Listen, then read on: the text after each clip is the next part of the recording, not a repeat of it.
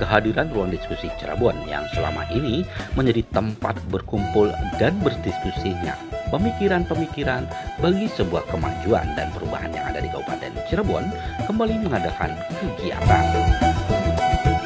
Kali ini kegiatan digagas sebagai bagian upaya untuk menjalin silaturahmi dan berkumpulnya ide-ide solusi atas permasalahan yang ada di Kabupaten Cirebon. Ruang diskusi Cirebon hadir untuk mengambil bagian peran serta memberikan saran dan sumbangsi serta solusi yang diperlukan sebagai bagian untuk kemajuan Kabupaten Cirebon. Kali ini Ruang Diskusi Cirebon menggelar kegiatan silaturahmi dan halal bihalal, di mana dalam kegiatan ini pun tema diskusi kali ini adalah membangkitkan kepercayaan publik melalui perbaikan infrastruktur jalan. Hadir dalam kegiatan ini perwakilan Dinas Bina Marga, Tommy Hermawan, Sekretaris Bapelid Bangda Kabupaten Cirebon, Komisi Informasi Daerah, Ketua FKKC, para kuwu, LSM, Ormas, tokoh pemuda dari Karang Sambung, insan media, dan tentunya para pegiat sosial media yang ada di Kabupaten Cirebon.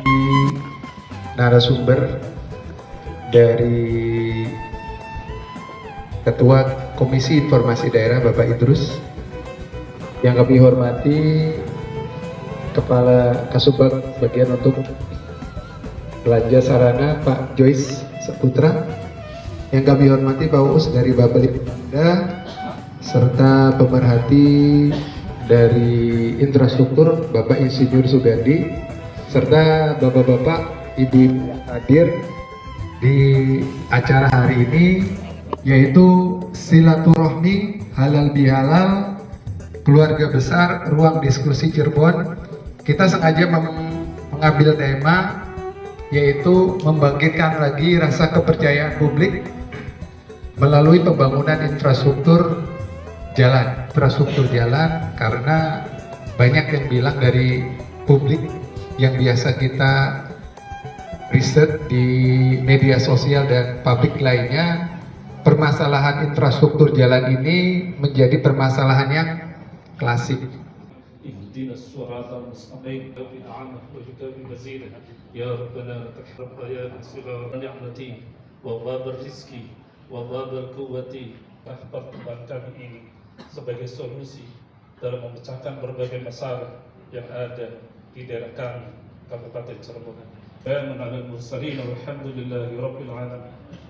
Pada diskusi ini rencana kita ada 9 narsum yang kita undang.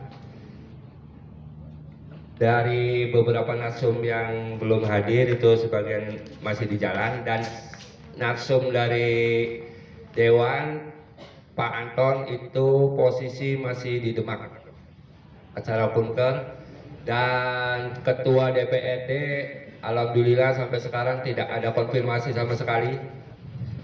Dan dari Kadis Dishub, beliau itu menghadiri acara pernikahan saudaranya. Tapi dalam agenda ini ya kita puji syukur alhamdulillah dari beberapa pegiat sosial, baik itu dari LSM, dari media, dari tokoh masyarakat, juga dari lembaga-lembaga yang terkait, alhamdulillah bisa menghadiri acara ini.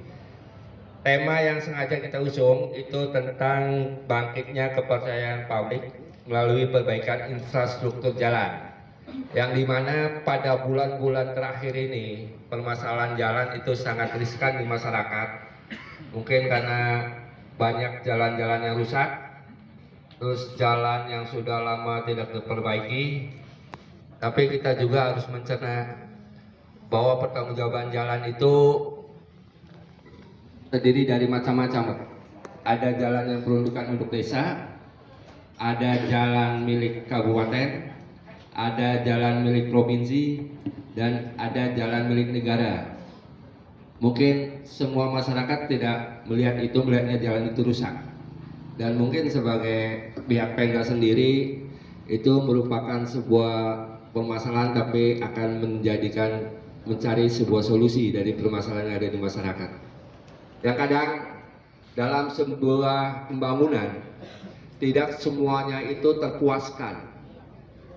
Ada beberapa pembangunan dengan semaksimal mungkin kita adakan, tapi ada juga imbas-imbas sosial yang akan terjadi.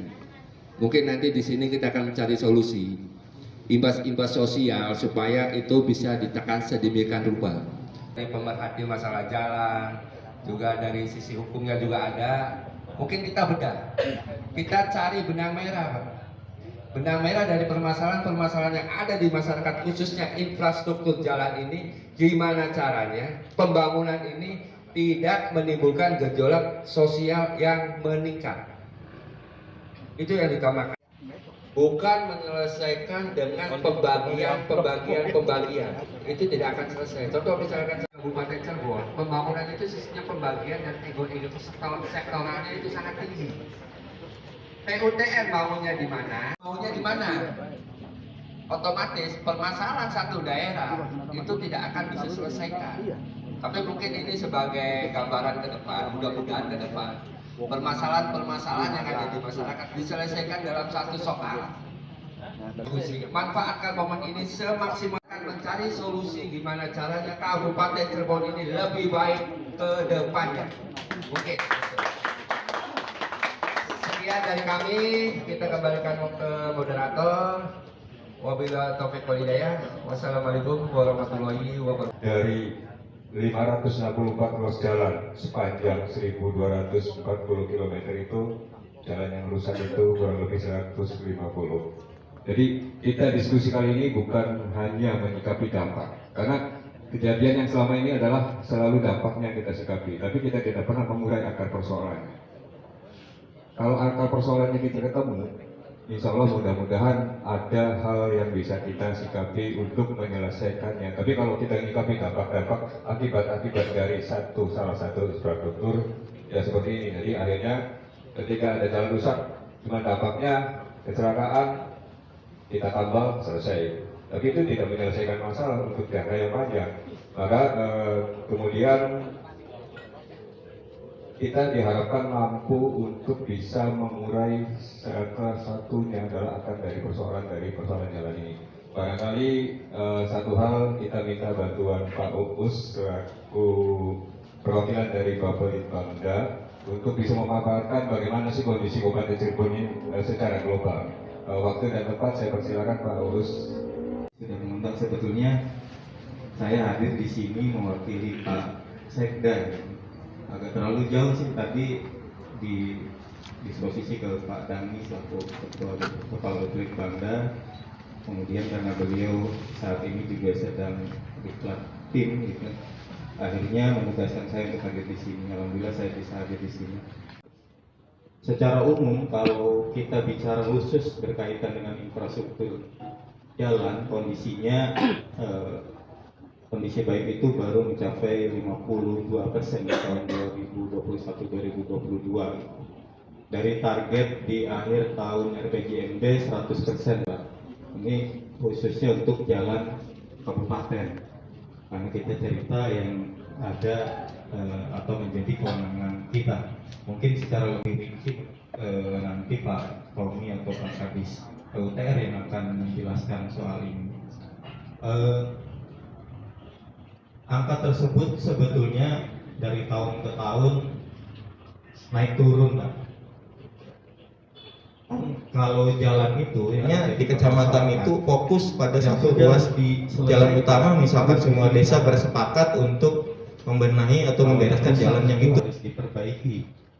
Nah, semuanya muaranya kembali kepada mekanisme penganggaran yang kita miliki.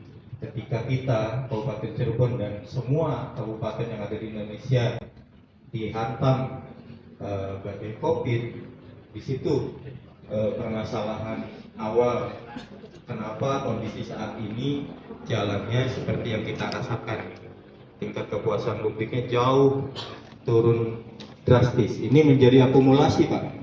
Itu dari awal pertama COVID kita tidak bisa melakukan pemeliharaan, apalagi menyelesaikan jalan yang rusak karena semua anggaran dialihkan, disedot untuk penanganan kesehatan. Rasanya ya sekarang gitu, setelah 2 tahun ketiga 2023 ini hampir di semua wilayah, Pak.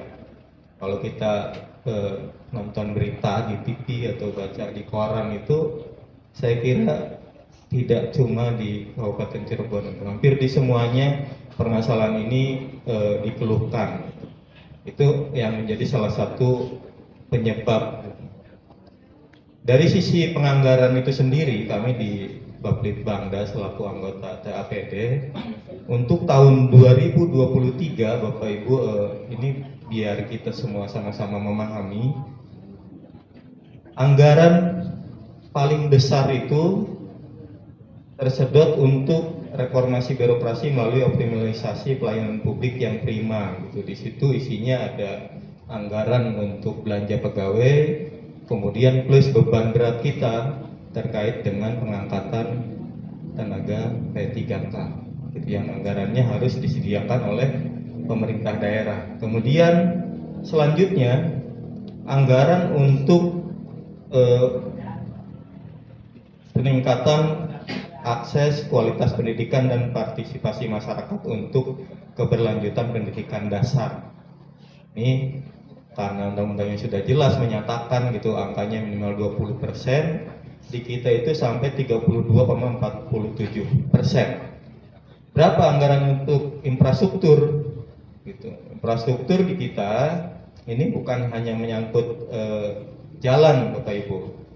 Di situ juga ada layanan dasar, kelancaran kegiatan ekonomi daerah, perbatasan dan lain-lain. Untuk penanganan bencana angkanya hanya 6,34% atau sekitar 226 miliar saja. Dari angka tersebut, yang khusus fokus untuk peningkatan dan perbaikan jalan itu hanya sekitar 102 miliar. Itu angkanya cuma mencapai 2,55% dari APBD kita yang sebesar 4 triliun di tahun 2023. Nah, apa yang harus kita lakukan, apa yang harus kita siasati? Saya kira ini pentingnya kita ngobrol bersama, kita diskusi bersama. Kami juga di pemerintah daerah tentunya ingin mendapatkan masukan, gitu. Karena kalau menilik dari sisi penganggaran untuk APBD kita sangat minim. Kita juga mengandalkan dari provinsi, angkanya juga tidak terlalu besar. Dari APBN juga tidak bisa maksimal gitu untuk membantu Kabupaten Cirebon. Contoh kemarin di Lampung sempat diviralkan, kemudian Pak Jokowinya datang, akhirnya bisa digelondorkan anggaran dari APBN. Nah, apakah kita arahnya akan ke situ? Tentu saja harapannya kita tidak seperti itu. Mari kita coba analisa, terutama berkaitan dengan penyebab utama kenapa infrastruktur jalan kita tidak maksimal. Di samping tadi kita cerita dari sisi anggaran. Tentu dari kualitas pekerjaan juga kita harus coba lakukan pendekatan. Karena kita juga sama-sama tahu kita harus evaluasi. Mungkin nanti dinas teknis dari PUTR juga bisa menyampaikan kenapa sih jalan di kita cepat rusak gitu. Teknologinya atau pola pengerjaannya atau apa di situ. Tadi disampaikan Pak Ketua, kenapa kita tidak bisa keroyokan untuk menangani permasalahan infrastruktur pada ruas yang sama dan menyeluruh gitu. Agak sulit juga Bapak Ibu. Kami sudah coba dari sisi perencanaan, terutama kita coba di sisi musrenbang saja, misalkan sederhana di kecamatan. Pihak-pihak kecamatan maupun desa, Pak Uu, mohon maaf, lebih cenderung anggaran itu dibagi rata di masing-masing desa. Itu sudah coba arahkan, kenapa tidak ruas jalannya di kecamatan itu fokus pada satu ruas jalan utama, misalkan semua desa bersepakat untuk membenahi atau membereskan jalan yang itu, plus drainasenya, penerangan jalan umumnya, dan yang lainnya.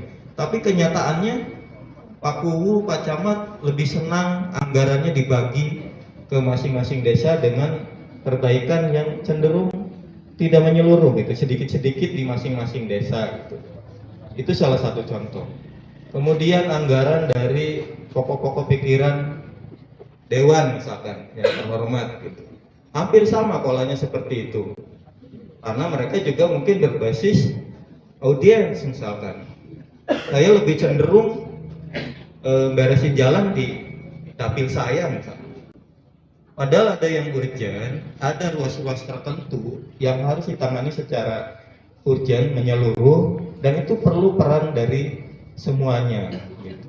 Perencanaan yang dilakukan oleh pemerintah daerah, dalam hal ini analisa yang dilakukan oleh Dinas PUTR, tentunya mereka sudah menyampaikan daftar urutnya. Tentunya tema infrastruktur ini menjadi tema yang sangat strategis. Dan kita semua sebetulnya harus memahami, ketika infrastrukturnya baik, maka dia akan berpengaruh terhadap sektor-sektor lain. Mudah-mudahan insya Allah bisa ber-SPK kalau nggak salah di hari ini. Itu ruas jalan yang sudah kita lelang diantaranya yaitu satu, peningkatan jembatan pada pemeliharaan periodik jalan Cipernawaru Asem, ruas jalan ini. Terus yang kedua, peningkatan jembatan pada ruas jalan Cangkuang Jemaras. 3, rehabilitasi jembatan pada ruas jalan Sidowangi Matangaji. 4, peningkatan jalan Tegalsari Lematamba. Ini jalan Tegalsari Lematamba ini cangkring, tapi di sini ada 2 paket. Mungkin ini yang di ujung, mungkin yang di baku. 5, peningkatan jalan Halim Puang Kelang. 6, peningkatan jalan Karangwaring Sumber Pondang. 7, peningkatan jalan Lurus Sarabau. 8, peningkatan jalan menuju kawasan wisata Batik Trusmi. 9, peningkatan jalan Winujaya. 10, peningkatan jalan Sindang Laut Pabuaran. 11, peningkatan jalan Jati CN Pabuaran. 12, peningkatan jalan Harjawi Namun Suranenggala. 13, peningkatan jalan Tegalsari Matamba. Nah, ini yang lagi viral nih. Tegalsari Cangkring ini selesai dilelang. Mudah-mudahan hari ini atau besok sudah ber-SPK, sudah berkontrak. Mudah-mudahan ya di akhir bulan ini atau bulan depan sudah mulai dilaksanakan. 14, peningkatan jalan Lintung Rancik Babakan. 15, peningkatan jalan Cibogo Babakan. 16, peningkatan jalan Kutat Panambangan. 17, peningkatan jalan Ngagulurah. 18, peningkatan jalan Lurah Waru Royong. 19, peningkatan jalan Kebon Luar Cupang. 20, peningkatan jalan Jamblang Bakung. 21, peningkatan jalan Winong Jemaras Kidul. 22, peningkatan jalan Dawang Manakaya. 23, peningkatan jalan Kedawung Warung Asem. 24, peningkatan jalan Bakung Bango 2. 25, peningkatan jalan Gempol Pegagan. 26, peningkatan jalan Cancang Pangkalan. 27, peningkatan jalan Sarajaya Pande. 28, peningkatan jalan Keramat Cisaat. 29, peningkatan jalan Kemelaka Pilangsari. 30, peningkatan jalan Halim Puang Kelang. 31, peningkatan jalan Kedaton Jagapura. Jadi itu yang perlu diketahui Bapak Ibu sekalian. Tahap 1 yang sudah dilelang. Ini masih ada beberapa tahap lagi lelang. Jadi masyarakat harap bersabar. Jadi yang viral-viral itu kayak Cangkring ya, Tegalsari Matamba, Waru Sarabau, itu sudah dilelang Pak, tinggal tunggu pelaksanaannya aja. Tadi seperti disampaikan oleh rekan kita, permasalahan jalan ini emang kompleks sekali, emang dari segi anggaran ya, dari segi ya dan lain sebagainya, karena emang nanti Dinas Teknis mungkin nanti kalau Pak Tommy sudah datang bisa menjelaskan lebih detailnya. Penyelesaian sengketa informasi perlu diketahui ada yang disebut dengan badan publik.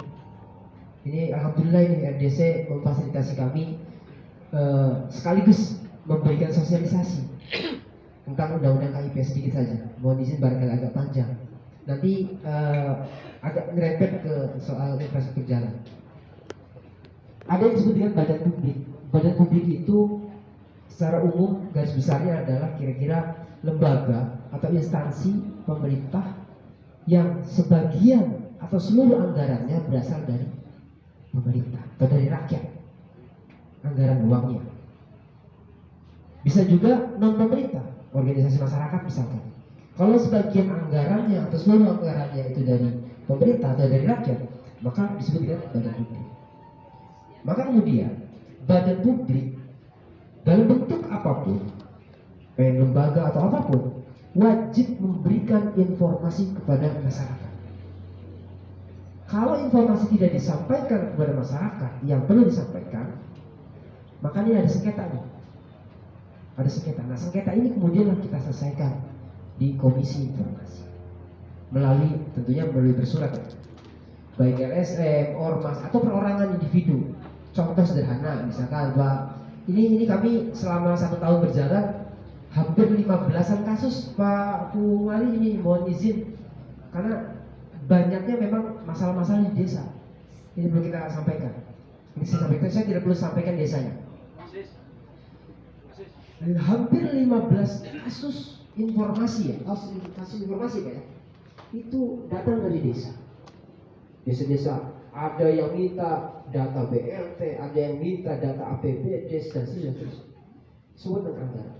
Tapi ternyata, mohon maaf, mungkin teman-teman di desa itu apakah belum paham atau apa memang belum tahu aturan atau batasan-batasan apa yang boleh disampaikan, tidak berani memberikan informasi itu, maka ditahan. Betul bahwa bahwa KIP, undang-undang KIP, keterbukaan informasi publik itu adalah harus terbuka. Tapi ingat, keterbukaan itu tidak selamanya telanjang. Ada yang dikecualikan. Dan dibuka itu ada yang berkala, serta-merta, setiap saat. Tapi ada juga yang dikecualikan Pak, yang tertutup.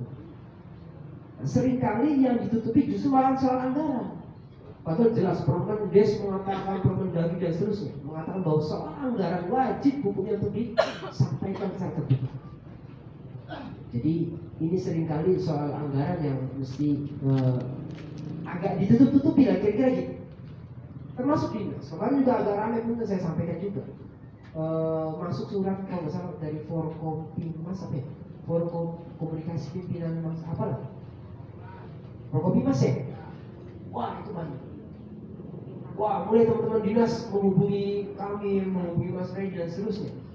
Ini gimana dan seterusnya? Loh apanya yang gimana? Kalau informasi memang terbuka dan perlu disampaikan, sampaikan. Selesai urusan. Apa yang tidak ada yang perlu ditutupi? Kecuali informasi tersebut memang harus dikecualikan. Dan ini harus melalui uji publik. Dikecualikan. Tidak asal-asalan ditutup-tutupi lah kira-kira gitu. Nah ini juga badan publik ini memiliki ada yang disebut dengan PPID, Pejabat Pengelola Informasi dan Dokumentasi. PPID ini wajib hukumnya memberikan informasi, layanan informasi kepada masyarakat, kepada publik, baik berkala, setiap saat maupun serta-merta. Nah, kadang-kala ini permasalahan di Kabupaten Cirebon. Setelah saya mulai tahun lalu ini, banyak beberapa SKPD yang belum memiliki PPID atau PPID-nya ada tapi tidak maksimal. Ini kelemahan kita. Dan perlu diketahui ini kelemahan Kabupaten Cirebon. Harus saya sampaikan, kelemahan begitu. Sebab apa? Informasi itu adalah hak dasar, hak asasi manusia yang paling mendasar. Mohon maaf sebelumnya, adanya korupsi dan seterusnya. Ya berasal dari informasi, kan ada informasi yang ditutup-tutupi, tidak akurat, tidak transparan, tidak efektif disampaikan kepada masyarakat. Maka ditutup-tutupi. Inilah yang kemudian ayo kita bareng-bareng kontrol melalui informasi. Makanya saya usul beberapa kali di teman-teman SKPD, coba bikin PPID yang layak dan mudah dijangkau oleh masyarakat atau ormas atau LSM. Kira-kira teman-teman masyarakat atau teman-teman ormas LSM yang datang ke kantor ini kalau mau informasi tentang daftar jalan yang rusak, sudah ada di papan. Ini jalan yang rusak, jumlahnya sekian kilometer yang rusak sekian, ini enak banget. Yang berapa, yang berat berapa, yang fatal harus betul-betul diperbaiki berapa. Ada tulisan ini wajib diketahui. Anggaran yang tersedianya berapa sih? Anggaran yang tidak tersedianya berapa sih? Siapa sih yang berhak untuk saya ini belak-belakan kenapa? Karena ya foundation apa istilahnya? Foundation-nya ya. Foundation depannya itu tidak ada. Kalaupun ada tidak maksimal. Tidak dimanfaatkan betul. Ini saya sayangkan sekali. Jadi kalau ada teman-teman wartawan, teman-teman LSM ormas mau datang itu ya, mohon maaf teriak-teriak akhirnya. Coba kalau di depan PPD-nya ada, mau perlu dengan siapa Pak? Mau bertemu dengan apa kabar? Oh iya ada apa? Saya mau tahu dong data tentang anu. Oh iya ini ada, silakan. Tinggal lihat videotron saja. Tinggal lihat papan pengumuman saja sudah terpampang. Saya selaku praktisi hukum melihat tema diskusi ataupun silaturahmi ini adalah adanya unsur pembiaran, Pak. Pembiaran dalam artian kenapa jalan rusak itu selalu dibiarkan dan berlama-lama, tidak melihat skala prioritas dari pemerintah Kabupaten Cirebon ini untuk segera memperbaiki.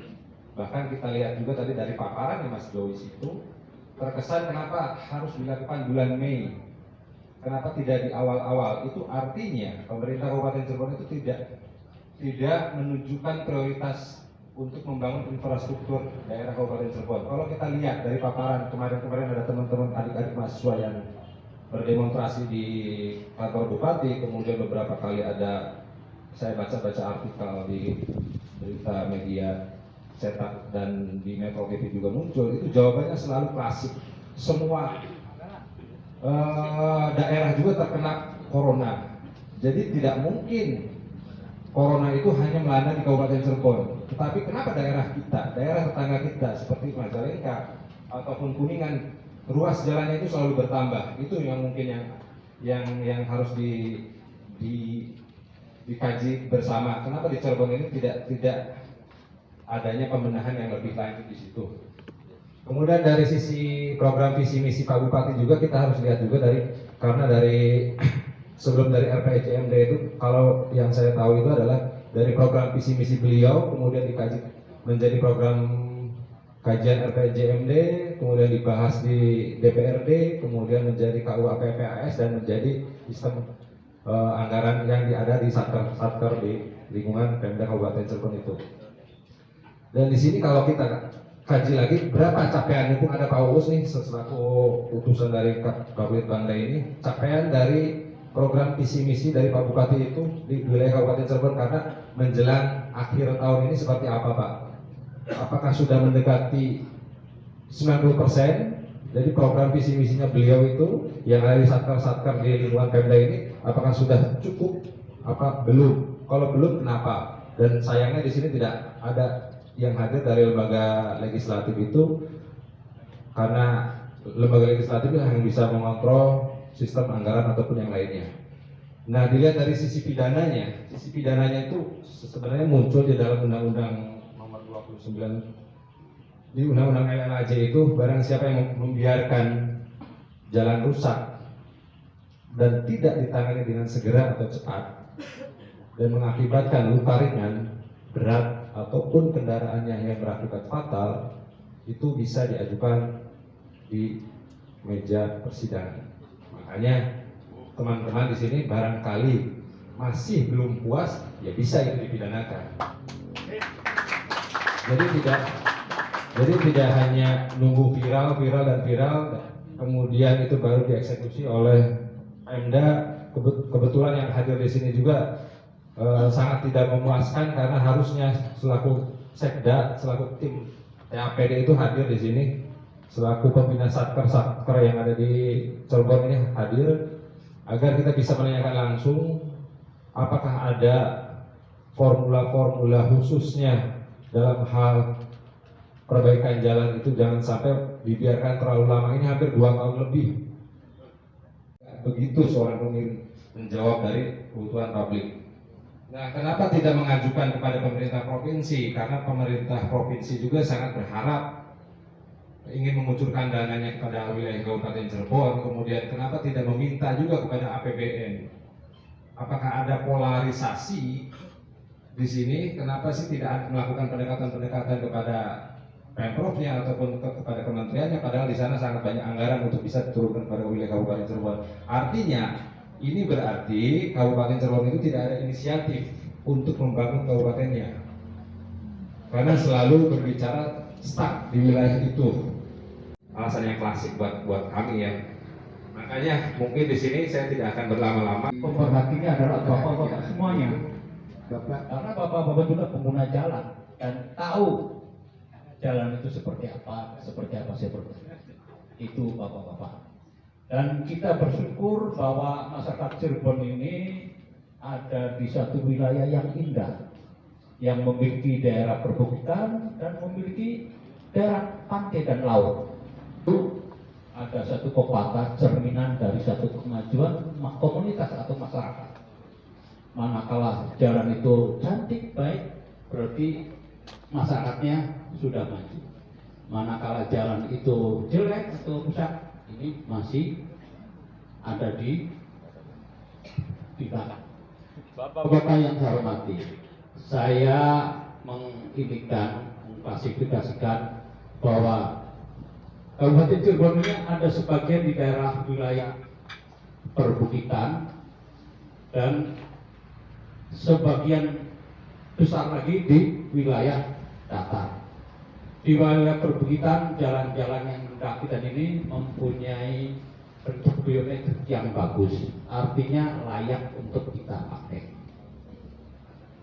Demikian juga di daerah datar, geometriknya sudah bagus. Hanya ada beberapa hal ruas yang bapak-bapak rasakan, makanya saya juga melihat dengan tema ini agak agak dengan ininya membangkitkan kepercayaan. Saya yakin masyarakat Cirebon akan percaya untuk akan segera diperbaiki jalan-jalan yang rusak. Itu. Nah, untuk itu, yang sebagian masih dan sebagian yang paling banyak adalah menggunakan perkerasan fleksibel. Nah, fleksibel ini sebenarnya kita pengguna jalan lebih nyaman, lebih empuk gitu yang ini. Nah, yang kami lihat juga dari perkerasan fleksibel ini, kalau dulu masih banyak menggunakan hot mix atau apa, hanya saja ada beberapa yang misalnya dari ruas-ruas jalan ini yang air, Pak, air, sehingga Bapak perhatikan saja di mana ada drainase yang kurang bagus, disitulah cepat rusak. Makanya untuk secara ini kelengkapan jalannya itu yaitu drainase harus selalu hadir yang mempercepat proses kerusakan. Itu pada saat ini juga dalam proses konstruksi jalan sangat dipengaruhi oleh peralatan yang digunakan dan material yang dipakai oleh Pak Dinas Bina Marga. Sudah ada spesifikasinya yang disampaikan dalam jalan. Alhamdulillah, terima kasih. Baru saja tadi pagi Kami dari RDC itu lingkup ruang diskusi Cirebon. Tujuan awal terbentuknya RDC adalah memfasilitasi permasalahan-permasalahan yang ada di masyarakat dengan birokrasi dan juga memfasilitasi birokrasi tentang program-program yang ada di birokrasi kepada masyarakat. Dan kita juga mengacu kepada permasalahan-permasalahan yang krusial. Contoh sekarang ini sesuai dengan tema yang kami usung tentang masalah infrastruktur, dan masalah infrastruktur ini merupakan sebuah problem masalah di semua daerah, tapi kita fokus di Kabupaten Cirebon. Dan Kabupaten Cirebon sendiri ini permasalahan-permasalahan tentang jalan itu sangat signifikan dan terjadi di masyarakat. Banyak jalan rusak, juga banyak jalan yang tidak dipelihara, dan banyak jalan yang sudah beberapa tahun tidak diperbaiki. Dan mungkin dengan adanya acara diskusi ini, kita akan mencari solusi keluhan masyarakat tentang permasalahan jalan itu. Kita sambungkan dengan diadakannya acara diskusi, ditemukanlah dengan pihak-pihak yang terkait, dinas-dinas terkait, apa sih permasalahannya. Masyarakat menginginkan seperti ini, dari kedinasannya pun seperti apa? Apakah mengacu ke anggaran atau mengacu ke hal-hal yang lain? Makanya dalam acara ini kita mencari solusi bersama. Bagaimanapun juga, gimana caranya Kabupaten Cirebon ini lebih baik ke depannya daripada sekarang. Mungkin itu yang diinginkan oleh semua masyarakat Kabupaten Cirebon. Ya, selanjutnya adalah materi yang akan disampaikan langsung oleh yang terhormat Bapak Tommy Hendrawan ST. Beliau adalah Kabid Bina Marga PU. Hormat rekan-rekan RDC, kita berikan aplaus Pak. RDC Pak, luar biasa pada sore hari ini mengagendakan tentang kondisi jalan atau infrastruktur yang ada di Kabupaten Cirebon. Terima kasih rekan-rekan RDC. Dan terima kasih juga atas kesempatannya kami memberikan sedikit bahan untuk bapak-bapak dan ibu-ibu sekalian yang hadir di sini. Sekali lagi permohonan maaf, tadi sudah disinggung juga oleh Pak Firdaus. Terima kasih Pak Firdaus masukan-masukannya. Keterlambatan kami ini, kami tadi menerima dulu audiens dari rekan-rekan Ikatan Mahasiswa Cirebon Indonesia. Sama, itu pun mempertanyakan kaitan dengan masalah infrastruktur jalan. Tapi alhamdulillah barusan rekan-rekan mahasiswa kita juga sudah kita berikan penjelasan sedetail mungkin. Minimalnya kita di dalam pelaksanaan kita kawal semuanya Pak, seperti itu. Alhamdulillah, terima kasih Pak. Mohon maaf Mas Arief ya.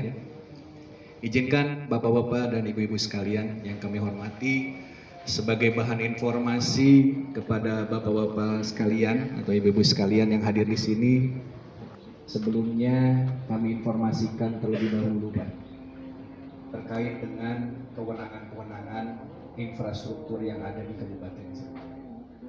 Yang pertama, di Kabupaten Cirebon ini ada beberapa ruas jalan, itu adalah kewenangannya Kementerian PUPR, yang bisa dikenal kita sebut jalan nasional. Kemudian yang kedua, ada juga jalan kewenangannya pemerintah Provinsi Jawa Barat, yang mungkin Bapak pernah lihat juga dan pernah Bapak melalui juga. Ruas jalan Pangeran Cakrabuana itu adalah ruas jalan provinsi Pak, seperti itu. Ada beberapa ruas jalan yang ada di wilayah Kabupaten Cirebon, kalau tidak salah ada 10 ruas jalan provinsi yang melintas di Kabupaten Cirebon, seperti itu. Kemudian yang ketiga, ada juga ruas jalan kabupaten Pak.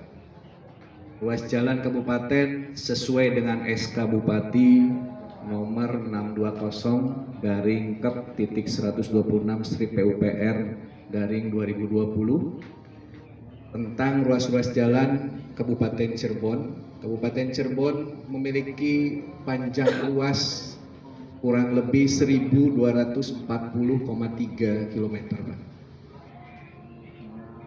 Itu panjang ruasnya. Jumlah ruasnya ada 564 ruas. Ini pun sebelum tahun 2016 jumlah ruas kita itu hanya 260 Pak. Kenapa bisa bertambah menjadi 564 ruas berikut panjangnya? Karena kemarin ada pembentukan SOTK yang baru, struktur organisasi dan tata kerja yang baru. Jalan desa berubah menjadi jalan kabupaten Pak. Jadi kelihatannya dengan 1.240,3 km dengan jumlah luas 564 ruas, PR kita semakin bertambah Bapak-Bapak sekalian. Ada yang dalam kondisi baik, kondisi sedang, kondisi rusak ringan, dan kondisi rusak berat seperti itu. Hasil survei tahun anggaran 2022 kemarin, di bulan Desember kita sudah melakukan survei, mohon maaf Bapak-Bapak sekalian. Kondisi baik kita itu kurang lebih 690,97 km. Kemudian kondisi sedang ruas jalan kita itu dengan panjang 352,34 km. Penjumlahan antara kondisi baik dan kondisi sedang itu adalah kondisi mantap. Kondisi mantap kita itu ada 1043,31 km. Memang, maaf Bapak-Bapak sekalian, tidak semua ruas-ruas jalan yang ada di wilayah Kabupaten Cirebon kondisinya rusak berat, tidak Pak, seperti itu.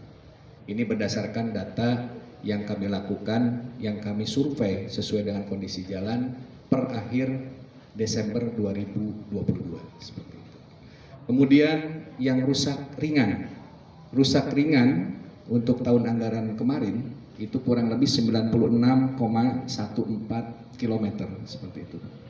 Nah ini yang ditunggu-tunggu oleh masyarakat baik rusak ringan maupun rusak berat. Ini kapan penanganannya Pak seperti itu. Ini kondisi rusak berat yang ada di wilayah Kabupaten Cirebon 100,86 km Pak seperti itu.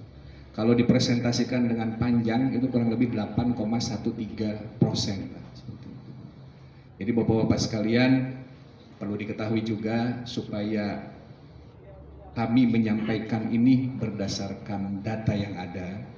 Jadi memang dari 100,86 km inilah dan 96,14 km inilah yang dijadikan bahan Pak. Kenapa? Kami tetap Pak, izin kami di Kebinamargaan tetap semangat Pak. Untuk apa? Untuk memperbaiki sedikit demi sedikit infrastruktur yang ada di Kabupaten Cirebon. Jalan.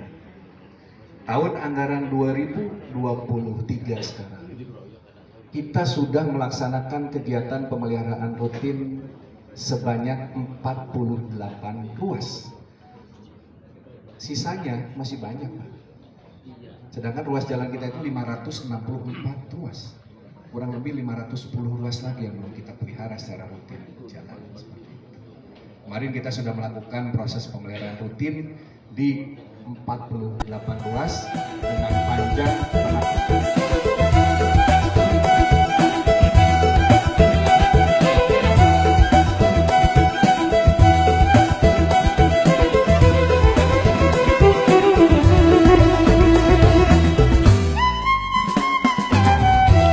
Dari kegiatan silaturahmi dan halal bihalal serta diskusi, Ruang Diskusi Cirebon, tim Liputan melaporkan.